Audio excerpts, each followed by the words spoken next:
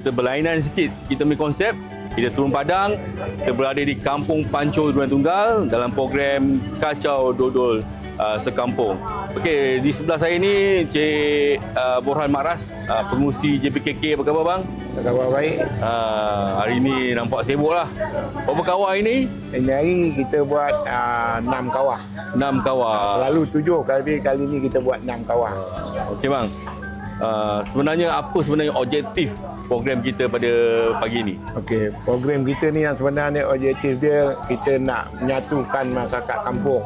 Kita nak semaikan semangat gotong royong antara kampung. Untuk tradisi Kampung Pancur memang gotong royong ni tak pernah lekang. Sebab kita tak pernah nak panggil orang lain masak. Semua orang kampung, walau kenduri apa pun, kacau dodol ke, kenduri kampung ke, semua kita buat gotong royong. Kita tak akan panggil catering. Ini simboliknya Kampung Pancur. Inilah tujuan saya dan rakan-rakan AJK buat program setiap tahun.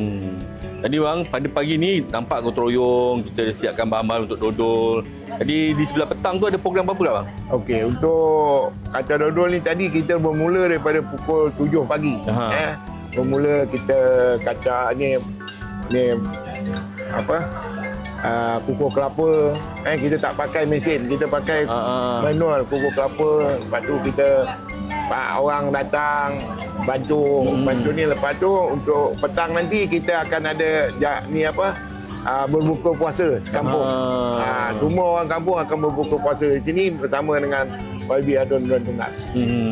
Okey Bang Borhan, yang saya dapat maklumat lah, dodol Kampung Pancur ni sentiasa menjadi perhatian, terutama di Durian Tunggal ni. Jadi apa keunikan ni dodol Kampung Pancur ni?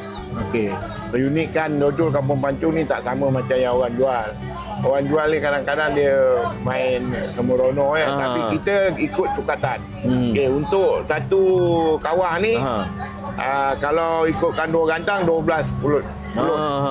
Tapi kita bubur 10, gula tebu, gula Melaka 7 kilo, gula pasir 4 kilo, lepas tu tepung gula merah untuk mencantikkan lagi tu, bubur dalam setengah kilo satu kawah.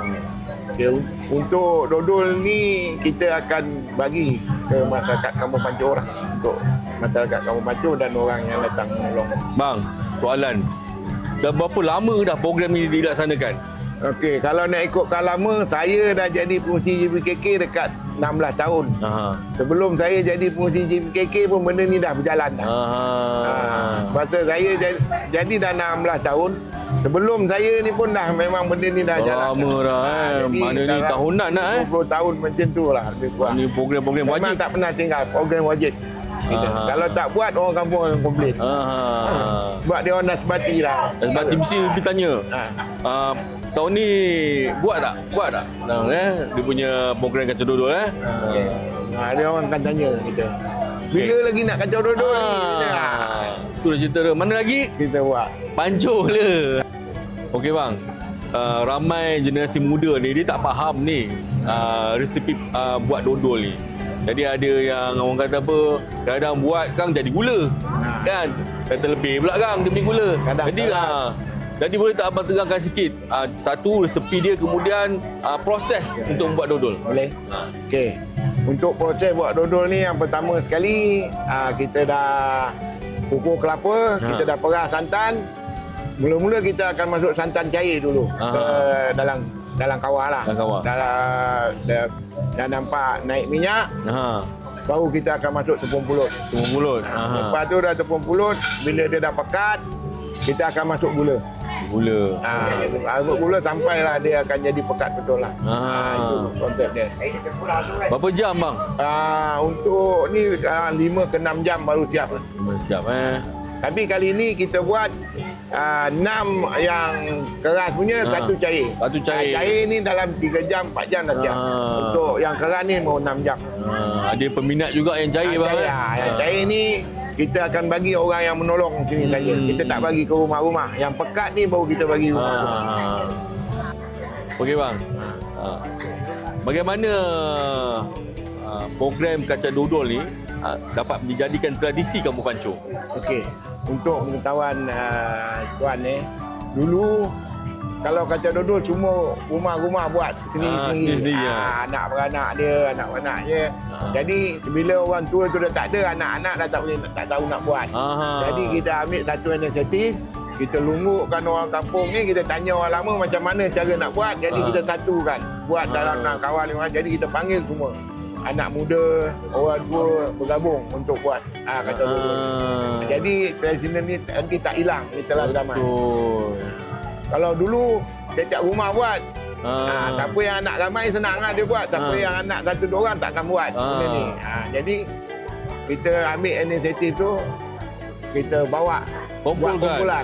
Panggil orang kampung, kita buat, kita kata kita akan kasih agih ke rumah-rumah. Jadi dia orang tuju sampai sekarang. Kalau tak buat, dia orang akan marah kita. Contoh ni. Ni anak siapa ni? Anak Rajib. Anak Rajib nampak. Ni kanak-kanak ni semua datang dapat mempelajari tradisi kampung.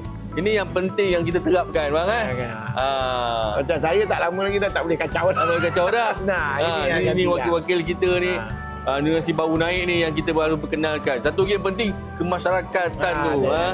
Penyatuan masyarakat.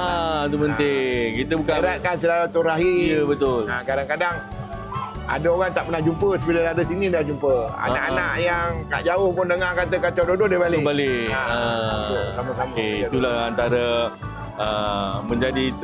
mewujudkan tradisi tu penting. Okey? Okey bang. Bagaimana nak menarik generasi muda untuk teruskan tradisi ni?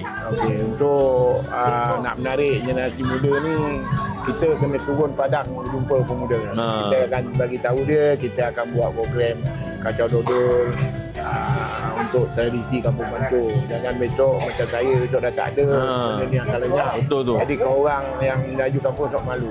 Jadi ni tradisi Pancung, korang mesti bersama dengan kita orang. Jadi dengan cara macam tu, ada orang bersama dengan kita lah.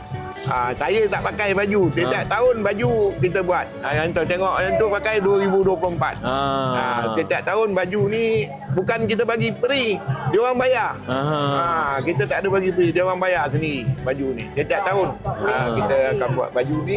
Akhir sekali, apakah harapan abang berkaitan dengan program ini? Okey. Untuk harapan saya lah, program ni akan dapat diteruskan generasi-generasi yang akan datang. Sebab apa, benda ni benda yang baik. Jadi kalau tradisi ni dapat disambung oleh anak-anak muda, ni memang saya alhamdulillah lah. Sebab apa, kampung ni kita nakkan bukannya kacau dodol tu, nakkan kerjasama, eratkan silaturahim antara orang muda, orang tua, budak-budak, semua kita panggil datang. Kita tak ada pilih. Siapa nak datang pun boleh datang untuk kacau dodol ni. Jadi tradisi ni lagipun setiap rumah tak akan dapat buat dodol. Jadi dengan adanya ni kita hantar rumah ke rumah ni, kalau tidak dapat sikit pun dia orang dapat kacau dodol.